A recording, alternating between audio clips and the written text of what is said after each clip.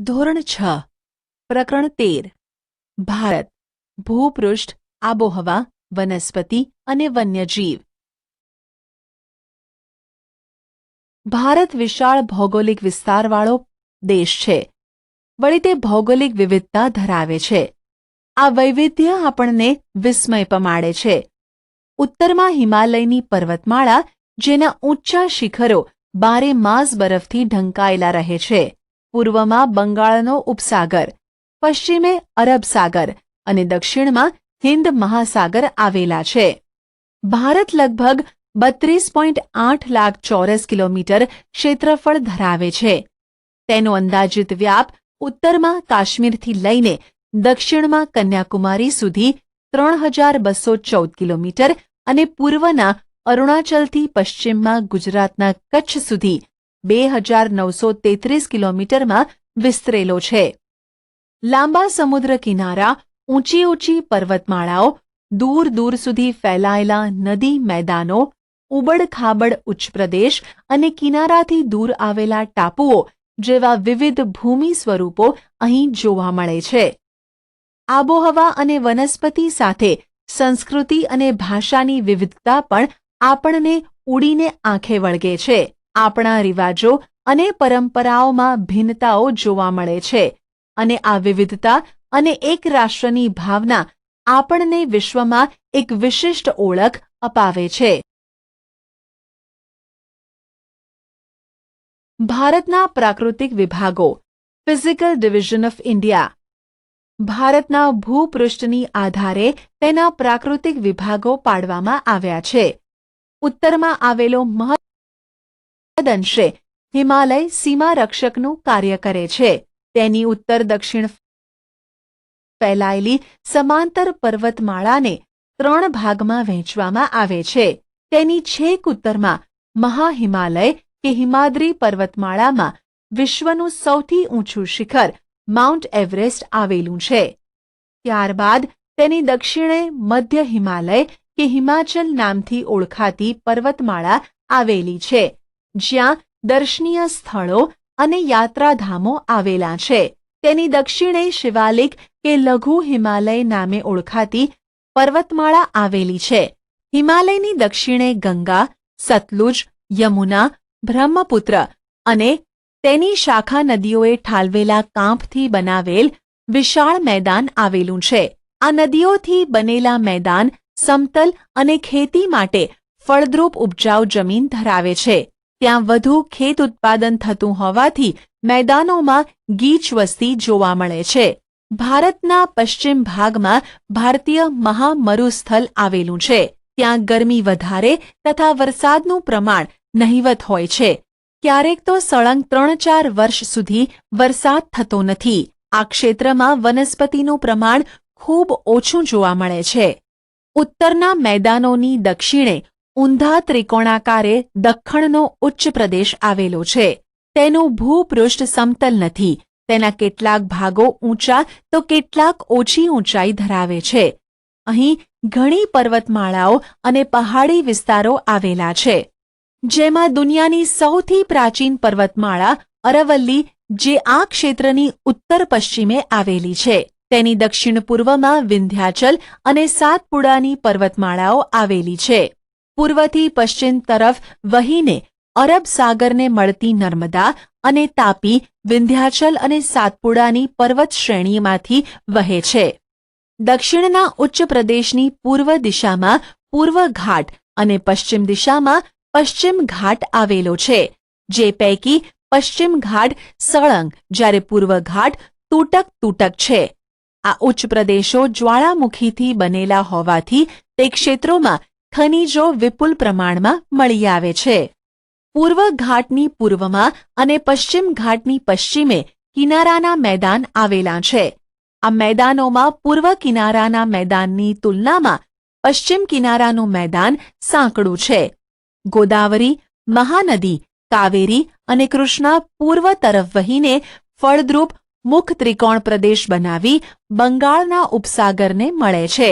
બ્રહ્મપુત્ર અને ગંગા નદીએ બંગાળના ઉપસાગરમાં સુંદરવન નામના વિશાળ મુખ ત્રિકોણ પ્રદેશની રચના કરી છે.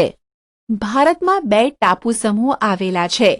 બંગાળના ઉપસાગરમાં દક્ષિણ પૂર્વે આવેલા અંદમાન અને નિકોબાર તથા અરબ સાગરમાં કેરળના કિનારાથી પશ્ચિમે પરવાળાથી બનેલા લક્ષદ્વીપ ટાપુઓ છે. ભારતની છેક દક્ષિણે હિન્દ મહાસાગર આવેલો છે. પ્રવૃત્તિ: ભારતના રેખાંકિત નકશામાં નીચેની વિગતોની નકશા પૂર્તિ કરો. 1. ભારતીય મહામરુસ્થળ. 2. ગંગાનું મેદાન. 3. હિમાલય. 5. પૂર્વ ઘાટ. 6. પશ્ચિમ ઘાટ. 7. પૂર્વ કિનારાનું મેદાન. 8. પશ્ચિમ કિનારાનું મેદાન. 9. અંદમાન નિકોબાર ટાપુઓ. 10. લક્ષદ્વીપ. 11. અરબ સાગર. 12. બંગાળનો ઉપસાગર. 13. હિન્દ મહાસાગર.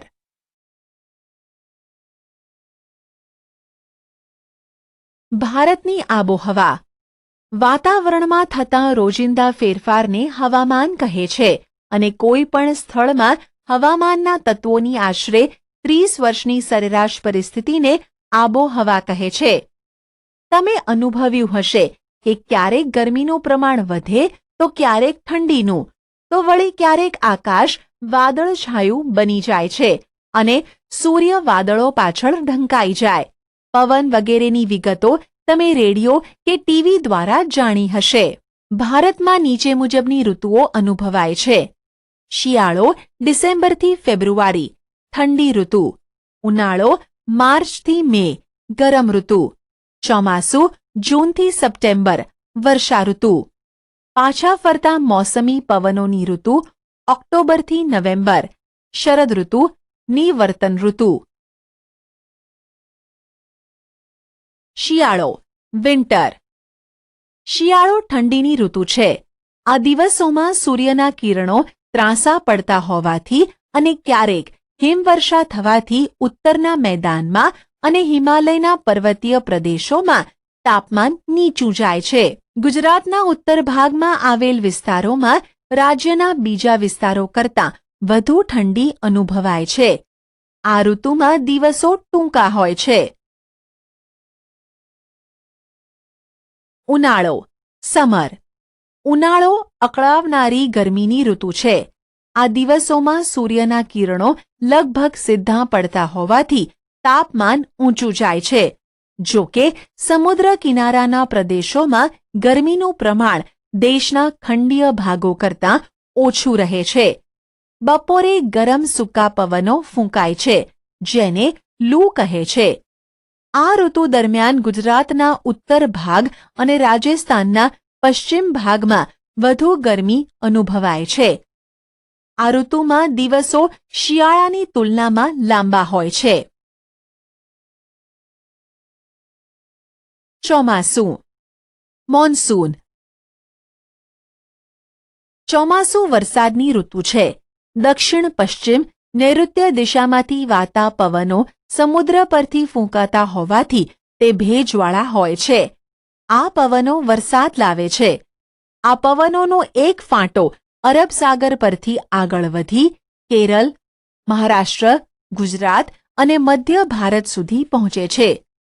જ્યારે બીજો ફાંટો બંગાળના ઉપસાગર, અંદમાન દ્વીપ સમૂહ, પૂર્વ ભારત થઈ ગંગાના મેદાનોમાં આગળ વધે છે.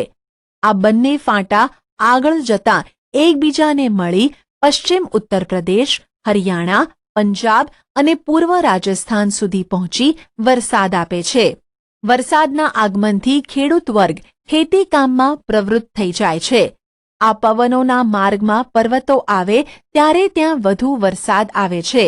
ગુજરાતમાં વરસાદની શરૂઆત જૂન મહિનાના બીજા કે ત્રીજા સપ્તાહથી શરૂ થઈ જુલાઈના પહેલા સપ્તાહ સુધીમાં તો આખા ગુજરાતમાં વર્ષાઋતુનું આગમન થઈ જાય છે. ગુજરાતમાં આ પવનોના માર્ગમાં મોટા પર્વતો ન હોવાથી વરસાદનું પ્રમાણ ઓછું હોય છે. ભારતમાં મોટા ભાગની ખેતી વરસાદ આધારિત હોવાથી સારા ચોમાસાનો અર્થ ખેતીમાં મબલખ પાક એવો કરાય છે. આ ઋતુ ખેતી માટે ખૂબ અગત્યની ગણાય છે. સાચો જવાબ પસંદ કરી યોગ્ય જગ્યાએ ડ્રેગ એન્ડ ડ્રોપ કરો. પાછા ફરતા મોસમી પવનોની ઋતુ. આ ઋતુમાં પવનો જમીન પરથી સમુદ્ર તરફ વાય છે. આ પરિસ્થિતિ ચોમાસાથી તદ્દન વિપરીત જોવા મળે છે. ઉત્તર પૂર્વ ઈશાન દિશામાંથી જમીન પરથી વાતા હોવાથી સૂકા હોય છે, તેથી વરસાદ આપતા નથી. આ દિવસોમાં આકાશ વાદળો વિનાનું સ્વચ્છ જોવા મળે છે.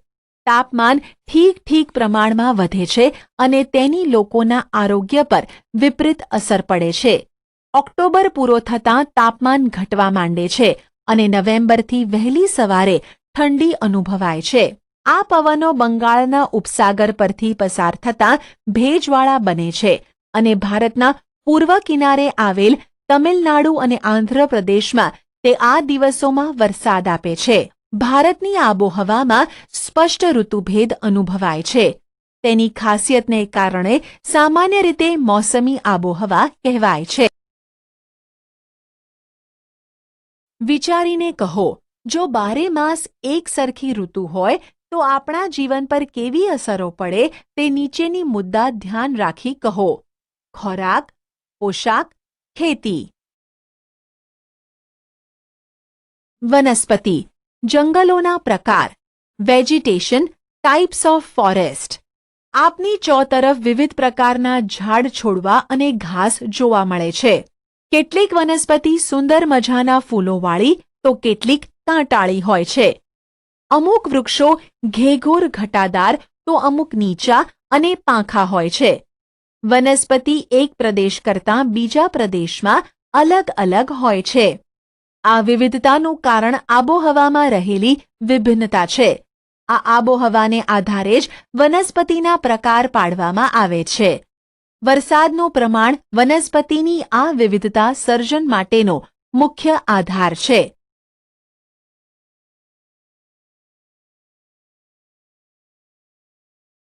જંગલોના પ્રકારો આ મુજબ છે.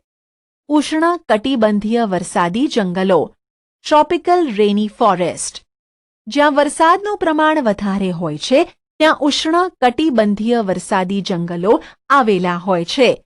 આ જંગલોના વૃક્ષો ઘેઘૂર અને ઘટાદાર હોવાથી સૂર્યના કિરણો જમીન સુધી પહોંચી શકતા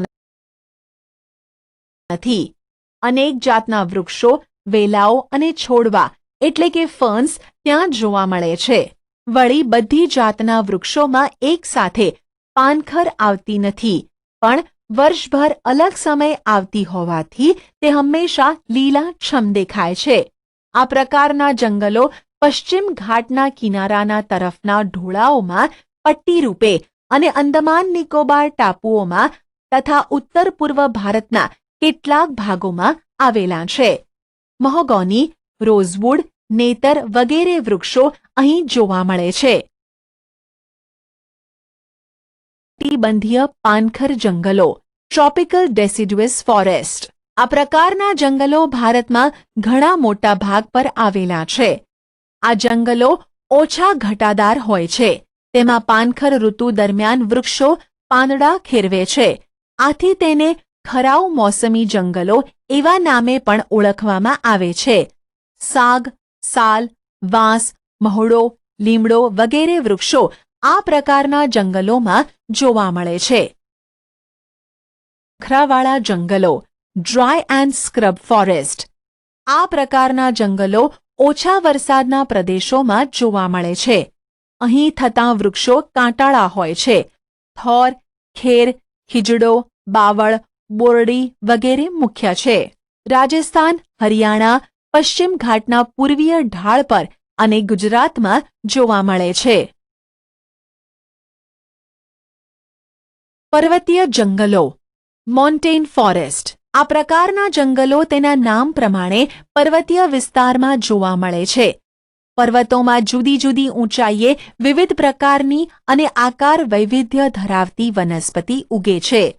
સમુદ્ર સપાટીથી 1500 મીટરથી 2500 મીટર સુધી ઉગતી વનસ્પતિ શંકુ આકારની અને સોય પાંદડા ધરાવતી હોય છે. તેના આકાર પરથી આ વનસ્પતિ શંકુદ્રુમ વનસ્પતિ તરીકે ઓળખાય છે. ચીડ, દેવદાર, પાઇન વગેરે આ પ્રકારની વનસ્પતિ ગણાય છે. મેનગ્રોવ જંગલો, મેનગ્રોવ ફોરેસ્ટ. આ પ્રકારના જંગલો સમુદ્રની ભરતીના ખારા પાણીમાં વિકસે છે. આ પ્રકારના જંગલો પશ્ચિમ બંગાળ, ગુજરાત અને આંદામાન નિકોબારના ટાપુઓના સમુદ્ર કિનારે આવેલા છે. ગંગાના મુખ ત્રિકોણ પ્રદેશમાં આવેલ સુંદરવન આ પ્રકારનું જંગલ છે. ત્યાં થતા સુંદરી નામના વૃક્ષો પરથી એ નામ પડ્યું છે. ગુજરાતના સમુદ્ર કિનારે આ પ્રકારના જંગલોમાં ચેરના વૃક્ષો જોવા મળે છે, જેનો ઉપયોગ સ્થાનિક લોકો બળતણ તરીકે કરે છે. પાઠની વિગતોને આધારે નીચેના કોષ્ટકમાં માંગ્યા મુજબની વિગતો ભરો. જંગલના પ્રકાર સામે તે જંગલોમાં જોવા મળતા વૃક્ષોની યાદી બનાવો. જંગલોનું મહત્વ. જંગલો આપણી ઘણી જરૂરિયાતો પૂરી પાડે છે. તેનાથી થનારા મુખ્ય ફાયદા કોષ્ટકની મદદથી જાણીએ. જંગલોના ફાયદા. પર્યાવરણીય ફાયદા. વાતાવરણ શુદ્ધ રાખે, વરસાદ લાવે, ધોવાણ અટકાવે, વન્યજીવોને કુદરતી આવાસ, ભૂમિગત જળ સંરક્ષણ. આર્થિક ફાયદા. બળતણ અને ઇમારતી લાકડું, ઔષધિઓ, ઉદ્યોગો માટે કાચો માલ, ઘાસચારો, લાખ, રાળ, ગુંદર જેવી જંગલ પેદાશો. પ્રવૃત્તિ. તમારી આજુબાજુ ઉગતા વૃક્ષોના ઔષધીય ઉપયોગ વિશે શિક્ષકની કે વડીલોની મદદથી જાણો. શાળાની કઈ ચીજો જંગલમાંથી મળતા કાચા માલમાંથી બનેલી છે તેની યાદી મિત્રોની સાથે ચર્ચા કરીને બનાવો. જંગલ વિનાશ નહીં રોકાય તો આવનાર પરિસ્થિતિ અને તેની અસરો વિશે વક્તૃત્વ સ્પર્ધાનું આયોજન અનુકૂળતાએ ગોઠવો. આપણા દેશના જંગલોમાં વિવિધ જાતના વન્યજીવો વસે છે, જેમાં સસ્તન વર્ગના પ્રાણીઓ, પક્ષીઓ, જળચરો, ઉભયજીવો, કીટકો, સરીસૃપો, કીડાઓનો સમાવેશ થાય છે. વાઘ આપણા દેશના વિવિધ ભાગોમાં જોવા મળે છે અને તે આપણું રાષ્ટ્રીય પ્રાણી છે. જંગલી બકરીઓ હિમાલય અને નીલગિરીના પર્વતોમાં, હાથી અને એકશિંગી ભારતીય ગેંડા અસમના જંગલોમાં મુક્ત રીતે વિહરતા જોઈ શકાય છે. કેરળ અને કર્ણાટક રાજ્યના જંગલો હાથીઓ માટે જાણીતા છે. કચ્છ, સુરેન્દ્રનગર અને પાટણના સૂકા ક્ષેત્રોમાં ઘુડખર જોવા મળે છે. એશિયાઈ સિંહો સમગ્ર વિશ્વમાં માત્ર ગુજરાતના ગીરના જંગલોમાં જોવા મળે છે. ભારતમાં પક્ષીની અનેક પ્રજાતિઓ જેવી કે સારસ, બતક, કોયલ, પોપટ, ઘોરાડ, ચીબરી, કાબર, સમડી, ગીધ, ગરુડ, ઘુવડ વગેરે વસે છે. મોર આપણું રાષ્ટ્રીય પક્ષી છે. આ ઉપરાંત ભારતમાં ગુજરાત, ઓડિશા વગેરે રાજ્યોના સમુદ્ર કિનારે સમુદ્રના કાચબાઓ ઈંડા મૂકવા આવે છે. આપણે ત્યાં સાપની ઘણી પ્રજાતિઓ જોવા મળે છે. તે પૈકીની મોટા ભાગની પ્રજાતિઓ બિનઝેરી છે. આપણા દેશના જળાશયો અને જળ પલાવિત વિસ્તારોમાં દૂર દૂર આવેલા ઠંડા પ્રદેશોમાંથી પક્ષીઓ શિયાળામાં બચ્ચાં ઉછેરવા આવે છે. ગુજરાતનું નળ સરોવર, ખીજડીયા, થોળ, છારીદંડ, કચ્છ વગેરે જગ્યાએ શિયાળા દરમિયાન હજારો વિદેશી પક્ષીઓ આવે છે અને શિયાળો પૂરો થતાં તે પોતાના વતનમાં પરત જાય છે. આવા પક્ષીઓ પ્રવાસી કે યાયાવર પક્ષીઓ નામે ઓળખાય છે. સિંહ. સિંહ ભારતમાં માત્ર ગીરના જંગલમાં જ જોવા મળે છે અને તે ગુજરાતનું રાજ્ય પ્રાણી છે. સંરક્ષણના પ્રયાસોથી તેની સંખ્યામાં વધારો થયો છે. વન વિભાગ દ્વારા પ્રવાસીઓ માટે સિંહ દર્શનના કાર્યક્રમનું આયોજન કરાય છે.